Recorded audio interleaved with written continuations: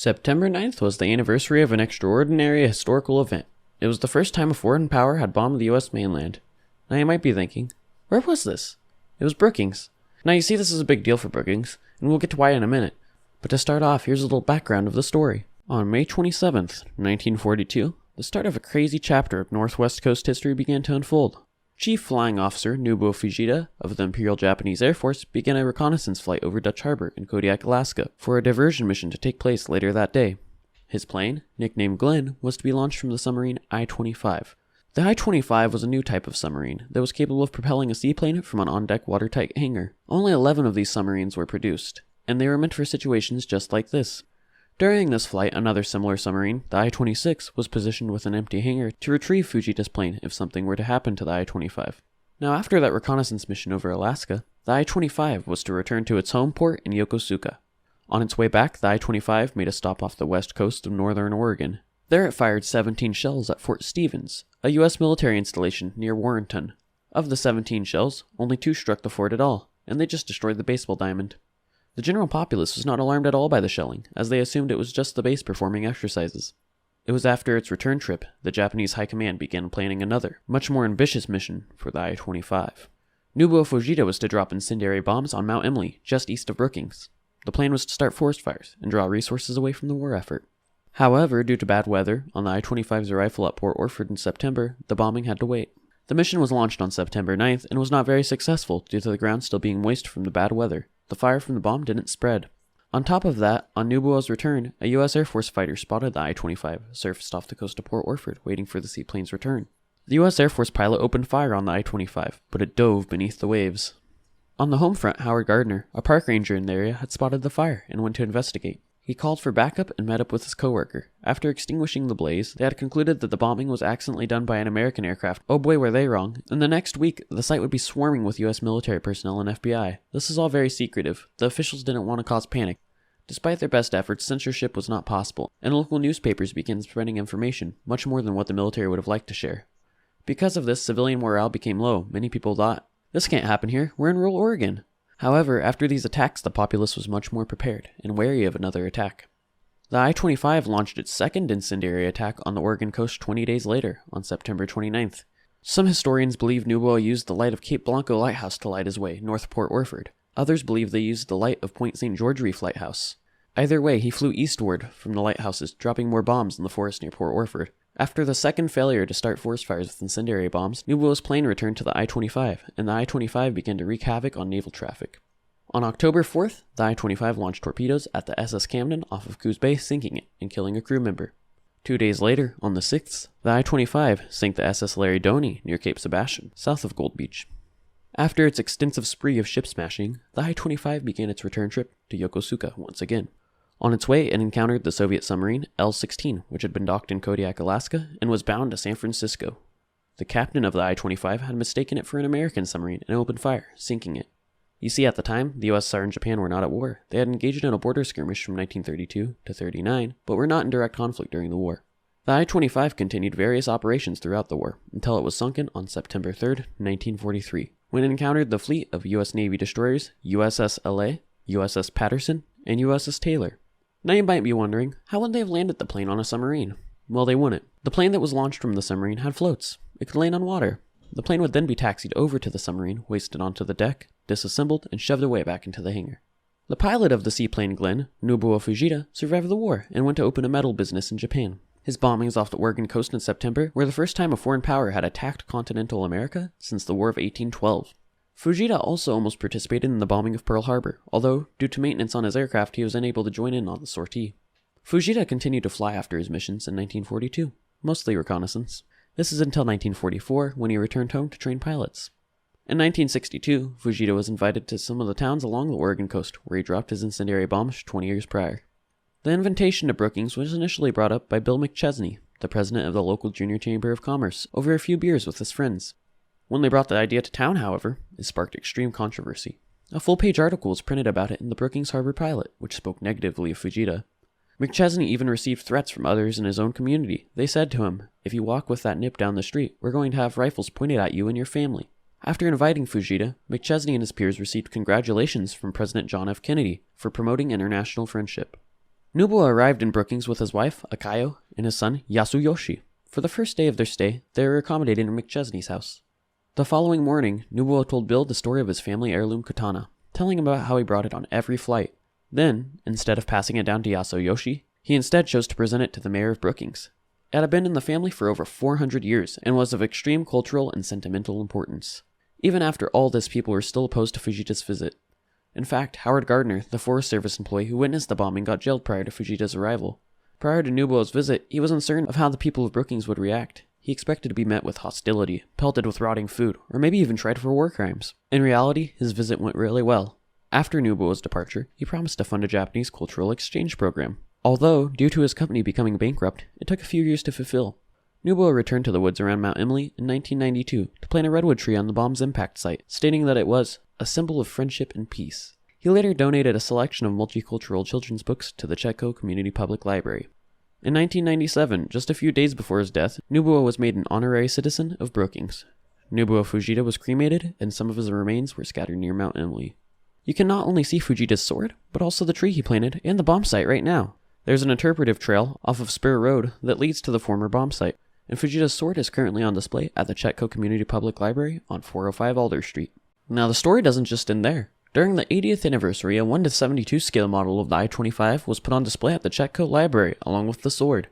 The model was made by professional model maker Simon W. Herbert, who came all the way from Tucson, Arizona to share his amazing model with us.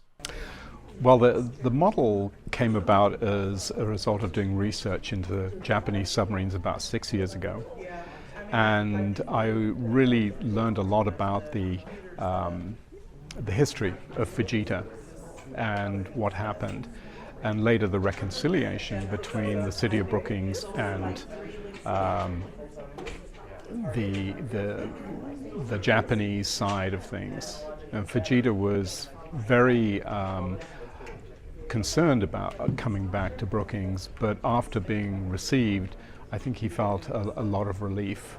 So what got you interested in Japanese naval vessels? Well, I'm a model maker. I love history, and so a combination of that drew me to wanting to build the model.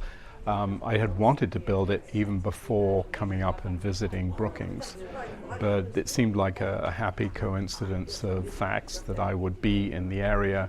I could speak with the library director, and after making the proposal, Julie was encouraging for me to go ahead and do that.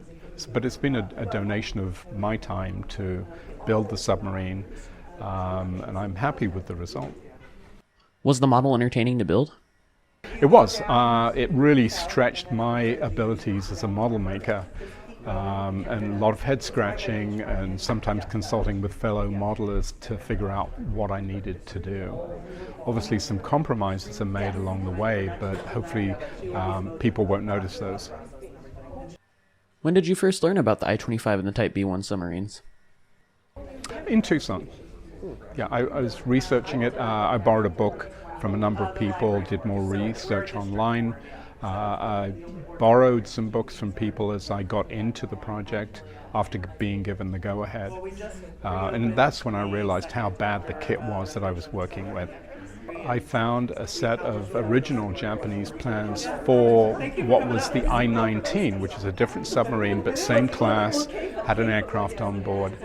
And so I was able to go to an architectural reproduction place and get them blown up to exactly 1/72nd scale. And using that, I could then make templates for profile and section. And that's how I constructed the submarine model. Now, you mentioned you had an interest in history. What sparked this interest? Well, my background is historic preservation. I retired from Pima County as an architectural preservationist. And I've always been interested in history. I think my father, being in World War II, was also a big boon to World War II as a period of history. So your favorite history period would be World War II? It is, yes. Where did you learn all of this information? Not just about the submarine, but also Fujita. Well, I have a number of naval books that include him as part of the discussion. He actually proposed the idea of dropping bombs from a seaplane launched from a submarine. And from that, they developed an even bigger submarine, the I-400 class, which had 3 seaplane bombers. And they were going to be used to bomb the Panama Canal and put it out of commission.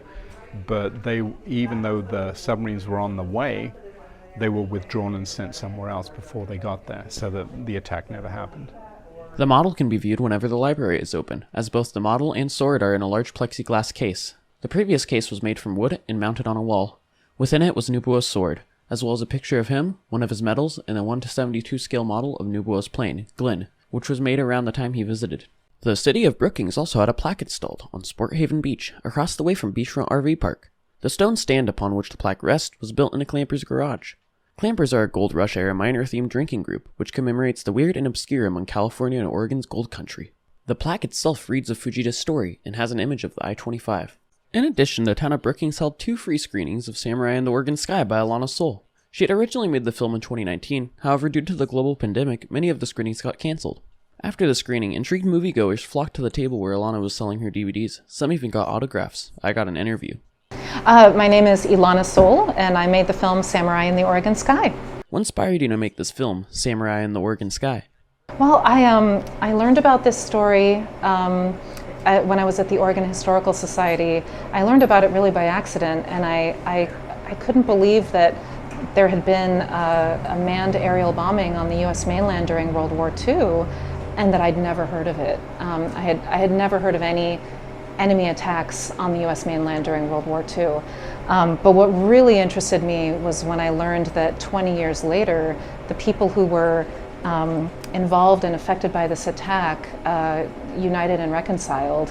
And it was that reconciliation that really interested me and really wanted me, and really made me want to make the film. I just really wanted to know, how did these people find each other? Why did they unite, and how did they reconcile? What are the other places you screened this film? So when it came out in 2019, we actually had a really strong start. I entered it into a lot of film festivals. It showed in film festivals all across Oregon. Klamath Falls, La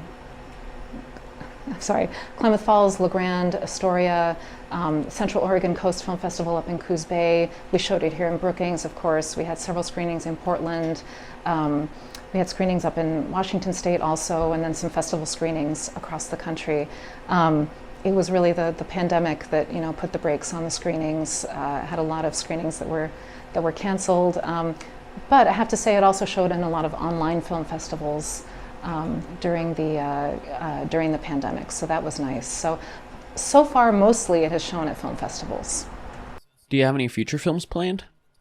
I do not have any future films planned right now. I work as an archival producer, which means that I help filmmakers hire me to help find the historic materials that they need to tell their stories. I am really enjoying that work right now, and so I think I'm going to stick with that for a while. For people who didn't get to view the screening in person, where would they find the film? So you can find the movie on the film's website, which is www.samuraiintheoregonsky.com. Go to the watch page, and you have all the options there on how you can watch the film. Between the plaque, Ilana's movie, and Simon's model, the 80th anniversary of Oregon's bombing was quite eventful. I think this event is a wonderful tribute to Fujita's lasting legacy on the people of Brookings.